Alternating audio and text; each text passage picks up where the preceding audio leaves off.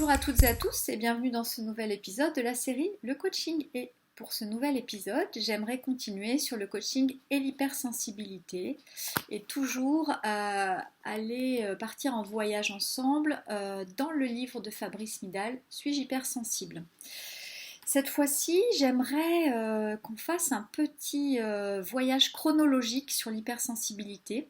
Fabrice Midal est allé chercher depuis Aristote, les Grecs, et puis jusque dans notre monde contemporain, comment pouvait être nommé l'hypersensible. On pouvait nommer écorché vif, qu'on nomme encore écorché vif.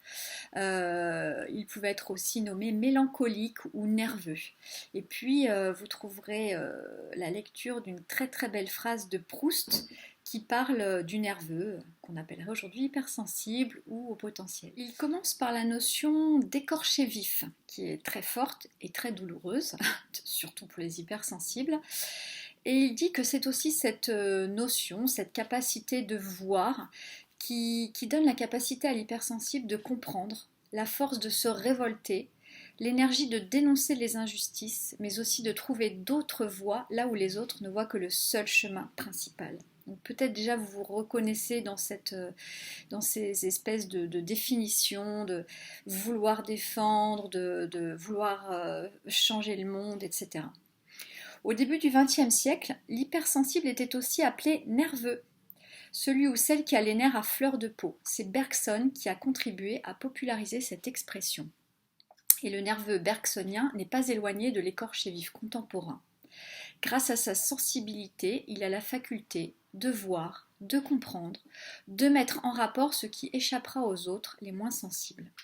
Il est aussi le nerveux merveilleusement raconté par Proust dans ce qui reste l'une des plus belles phrases sur l'hypersensibilité, phrase que je vais vous lire tout de suite. Supportez d'être appelée nerveuse, vous appartenez à cette famille magnifique et lamentable qui est le sel de la terre. Tout ce que nous connaissons de grand nous vient des nerveux. Ce sont eux, et non pas d'autres, qui ont fondé les religions et composé les chefs-d'œuvre. Jamais le monde ne saura tout ce qu'il leur doit, et surtout ce qu'eux ont souffert pour le lui donner. Nous goûtons les fines musiques, les beaux tableaux, 1000 délicatesses, mais nous ne savons pas ce qu'elles ont coûté à ceux qui les inventèrent d'insomnie, de pleurs, de rires spasmodiques, d'urticaire, d'asthme, d'épilepsie, d'une angoisse de mourir qui est pire que tout cela. Voilà une phrase qui est très pleine et très parlante. Je continue dans mon tour du monde de l'hypersensibilité. Bien avant d'être appelés nerveux et jusqu'au XVIIIe siècle, les hypersensibles furent nommés mélancoliques. Ce mot n'est évidemment pas à prendre dans le sens où nous l'entendons aujourd'hui, où nous l'associons à la tristesse, à la déprime, voire à la dépression.